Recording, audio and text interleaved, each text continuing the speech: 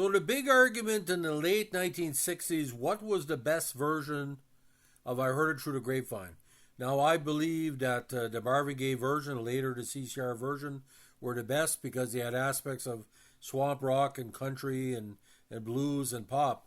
But Gladys Knight did a version, and of course, the Miracles.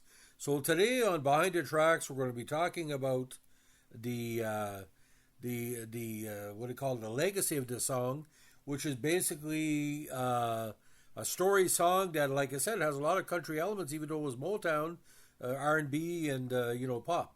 Now, Heard It Through the Grapevine is a song written by Norman Whitfield and Barrett Strong for Motown '66.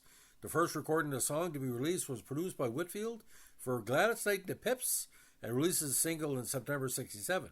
It went to number 1 in the Billboard R&B singles charts and number 2 in the Billboard Pop Singles chart, and shortly became the biggest selling Motown single up to that time.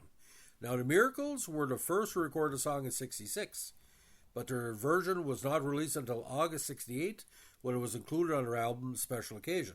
Now, get this. The Marvin Gaye version, which I think is one of the greatest songs of all time, was the second to be recorded at the beginning of '67, but the third to be released. It appeared on his '68 album In the Groove a year and a half later, where it gained the attention of radio disc jockeys. Motown founder Berry Gordy finally agreed to release it as a single on the Tamla subsidiary in October '68. The record went to the top of the Billboard Pop Singles charts for 7 weeks, from December '68 to January '69, overtaking the Gladys Knight and the Pips version as the biggest hit single on the Motown family labels up to that point. Now, the Gaye recording has since been acclaimed soul classic.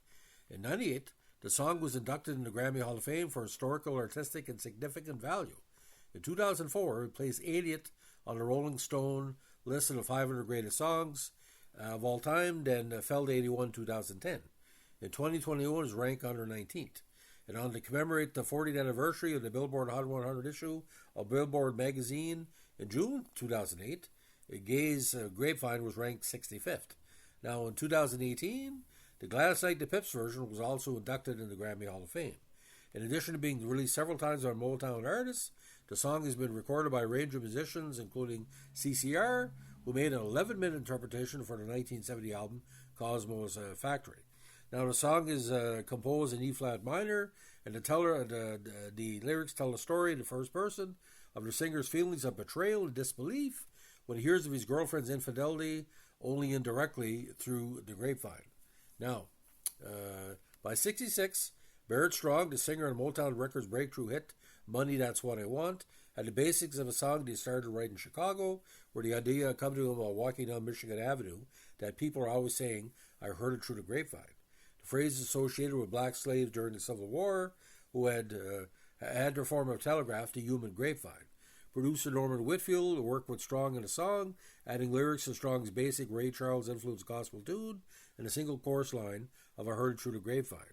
It was the first of a number of successful collaborations between Strong and Whitfield. Now, according to published reports, a lot of people think this goes under psychedelic soul. Now, recorded over 3 months, yes, at Hitsville, USA, at the Studio A in Detroit. The lengths are quite strong. 3:14 on the album, 2:59 the single, and 5:16 on the extended. Now, of course, Whitfield was the producer.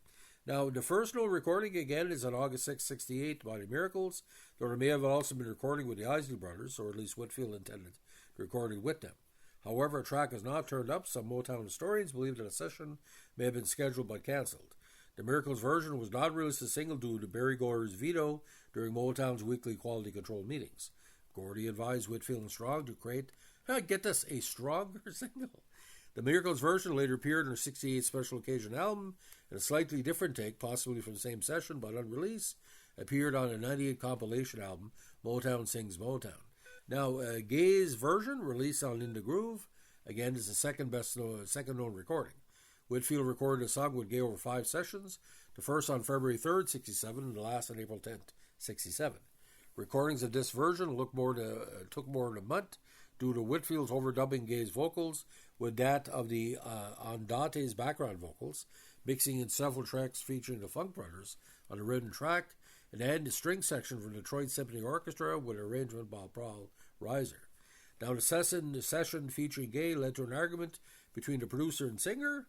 Whitfield wanted Gaye to perform the song in a higher key than his normal range, a move that had worked on David Ruffin during the recording of the Temptations' hit Ain't Too Proud to Beg. According to Gerald Posner, Whitfield was confident that he had a hit. However, despite approval from Motown's Quality Control Department, Gordy blocked the release. Now, the Grapevine version by Gladys Knight and the Pips, June 1767, and this was done to bring her in a more funk element of the music. Now, the band worked for several weeks on her vocal arrangement to make the song suitable for Gladys. The first line, the second verse, I know a man ain't supposed to cry, but these tears I can't hold inside, was altered to take a good look at these tears in my eyes, baby, these tears I can't hold inside. After much talk, Gordy reluctantly allowed the Pips version to be single on September 28, 1967, on Motown's Soul label. Now, ironically, Bobby Taylor and the Vancouvers recorded a version for the debut album based on Knight's recent hit, but after hearing the Marvin Gaye version, he felt he had made the wrong choice. In 1969, Whitfield produced a version for the Temptations' psychedelic soul album, Cloud 9, in which he brought compelling percussion to the fore and relegated the piano well into the wings. In 1971, The Undisputed Truth recorded the song in a Gaye-style version. Now, the releases of the song mostly 1967 and 1968.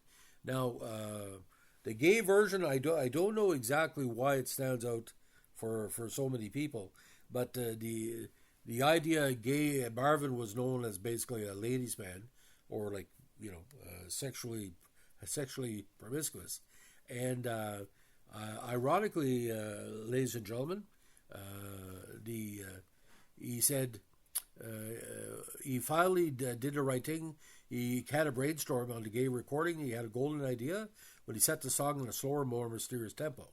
In a new, like I said, inducted in the Rock Grammy Hall of Fame in '98 for historical, artistic, and significant value, and the Gaye version was kind of a weird thing. In the Groove was reissued, as I heard it through the grapevine, and peaked at number 2 in the R&B album chart and number 63 in the album chart. But what was at the time Marvin's highest charted solo studio effort to date. Because of the success of both versions, I Heard Through the Grapevine was the first and last number 1 on the Billboard R&B chart in '68. The Pips version was the first week of January, the Gaye version the last week of December. Gladys Knight was not pleased that Gaye's version usurped her own and claimed that Gaye's version was recorded over an instrumental track Whitfield had prepared for a Pips song, an allegation Gaye denied. In '85, 1 year following Gaye's death, the song was re-released in the UK, reaching number 8 thanks to a Levi commercial starring Nick Cayman. So whether you like the Miracles version or Marvin Gaye's version of Gladys Knight or CCR is more like a long jam. It's like the psychedelia, soul, R&B, pop, rock, country were all coming out in the song. Because if you really listen to it, there's a bluegrass element can be had in a song, and it's like it's a country song. It's very few country artists have covered this because the tonal quality is strong. But Gladys Knight did the female version. Marvin Gaye did the what they call the fluid version. But ladies and gentlemen, I like Marvin Gaye's version better because what all Marvin Gaye went through, to hear him, what they call outlast his own critics, winning his own record label is tremendous. So that's the story of the history of I Heard Through the Grapevine. If you like what you're doing here with our Behind the Tracks music columns, let me know what I like, comment, subscribe, or share.